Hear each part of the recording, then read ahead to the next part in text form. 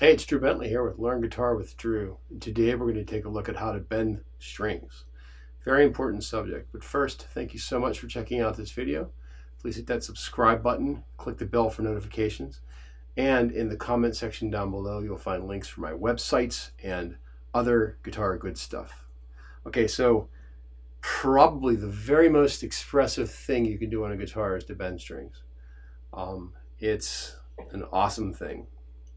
Now, if you play jazz guitar or classical guitar, there's not a lot of string bending going on, but as soon as the guitar evolved into the blues and ultimately into rock and roll and a whole other host of genres, country music, a lot of things, bending strings sort of became a prominent part of guitar playing. The first blues players, the pioneers, learned how to bend strings with a lot of expression and emotion. Muddy Waters and Albert King, B.B. King, those guys really nailed it with how to make your guitar cry or sing or moan or howl or scream or weep, whichever word you want to infuse. So let's take a look at how to do that with a pentatonic scale, and we're going to take a look at like 4 really basic guitar riffs, maybe 5, that you can throw into your playing right away to start phrasing to learn how to play guitar solos. So the first thing is, I call this the reference note. If I play this B note on the 12th fret of the B string, what I'm going to do is I'm going to bend the 14th fret of the G string. I'm going to push it up until it matches the pitch with that note. It should be noted that, well, spoken, the top 3 strings you bend to the sky pretty much, and the fat 3 strings you pull to the floor. So that's pretty true most of the time. So when I bend the string, the 2 basic ways to bend a string are to bend it really fast, like you get to the note almost immediately, or you take good old time, but you want to get up there very evenly. What you don't want to do is kind of linger somewhere in out of tune land. It sounds like nails on a chalkboard or a cat being run over by a lawnmower. So really smooth transition up to the note, or very fast and stick the note. If you do this long enough, you'll get really confident in how to do that. Now, once you get beyond all that, all of your favorite players have their own footprint, their own thumbprint, fingerprint, to play their very own styles. Like if you listen to Brian May bend a string, or Eddie Van Halen when he bent a string, or David Gilmour, there's a very distinct way that those notes are treated, and that's kind of where the beauty of this whole thing comes in. So as we progress here, I'll go over a bunch of different types of bends. There's probably like, I don't know, 50 or 100 really kind of popular ways that I've heard people bend strings before. But first of all, let's learn how to bend in tune. If you play the 12th fret of the B string, if you put your 3rd finger on G14, we push that note up to sound like this note.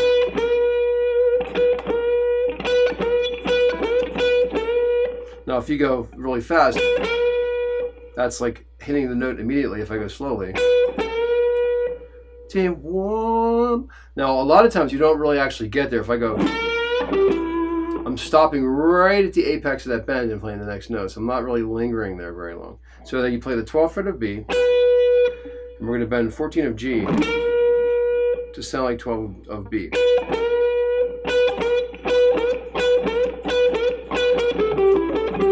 That sounds very much like a Chuck Berry thing. Do what?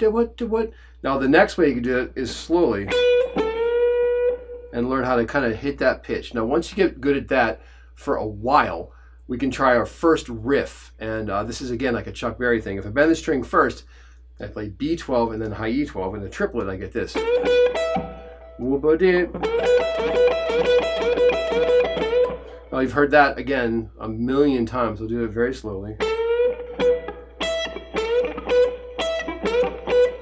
So I'm actually abandoning the first finger, like the third finger. When I bend the string, I'm kind of letting go of the pressure and I'm handing off to the B string.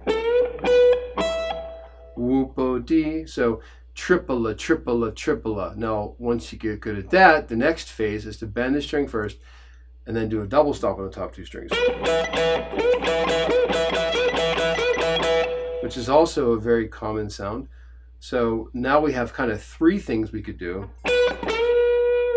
Or. So the next one would be what I call the I'm Eric Clapton riff. I'm Eric Clapton. I'm Eric Clapton. I'll do it very slowly.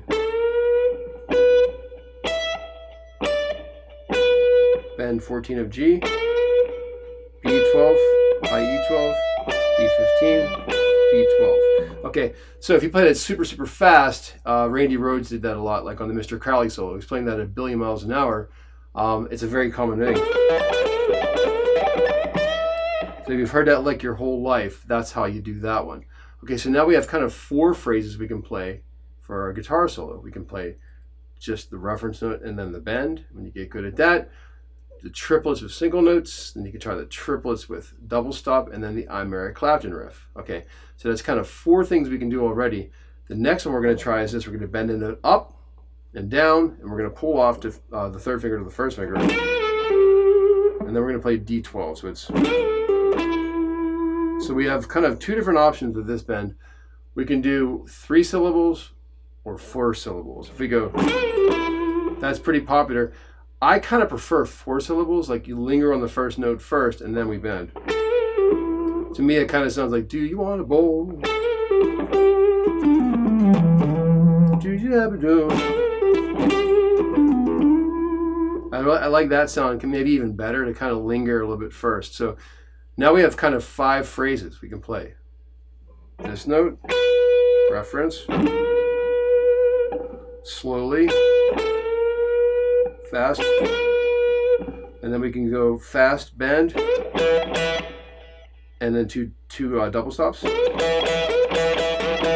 did those out of order. Sorry, the next one is this one. And then the last one will be like in that little series. And then we have this guy. 3 syllables or 4 syllables. See, it sounds really cool if you put that in context. Now you got something cooking, right? Okay, so that's kind of how you start to bend in tune. Let's throw one more little kind of extra thing in here to kind of motivate you to go further. If we play the 12th fret of the high E string as our reference note, we can bend the 15th fret of the B string to match that pitch like this. Now you notice I did it very quickly. I can also do it slowly and kind of get there.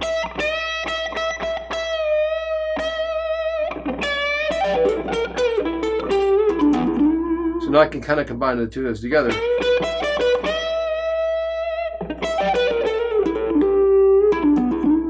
So now I'm actually kind of playing a lick there.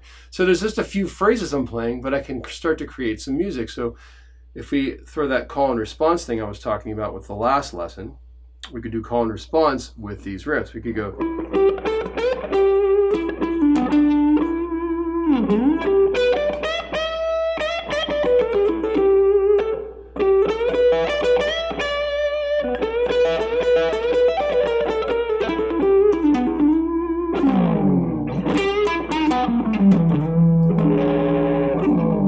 So there's a lot of cool stuff there. All right, so that's how you begin to bend your strings in tune. Be very patient, kind of find a place in the house where the rest of the family's not listening to you, because it's probably not so pleasant for the first few days. I remember as a teenager, I think my family ran to the hills. You know, like Iron Maiden. They ran to the hills when I played this because it was probably really bad at first. But once you become established at doing this, it's automatic. You just kind of do it, and then start to get your own voice. This is a big part of getting your own sound. The way you bend the string, even if you're trying to emulate somebody else, it's going to be different than anybody else's sound. And for better or for worse, your personality begins to come out, sort of like in life. Your personality will flow through your instrument, and this is one of those ways to begin to do that. So play the pitch, bend the note, the reference note to pitch. Oh yeah, one more very important aspect I forgot. I'm taping these two fingers together like I'm playing like a football player or something. Strength in numbers. When I bend my third finger, almost all the time my second finger comes along with it, right behind and the fret behind it. It just works a whole lot better for me than doing one finger. Now, doing one finger is fine, but that second finger keeps your hand comfortable and in position when you do it. So play B12, bend G14 slowly to match the pitch, bend G14 quickly to match the pitch. And if you're sharp, you're too high. If you're flat, you're too low.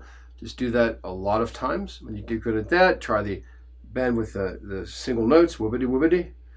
The bend with the double stops, woon jing jing, woon jing jing. I'm Eric Clapton riff. The next one is Do You Want a Bowl? And then the last one was play this note as a reference. And so we have.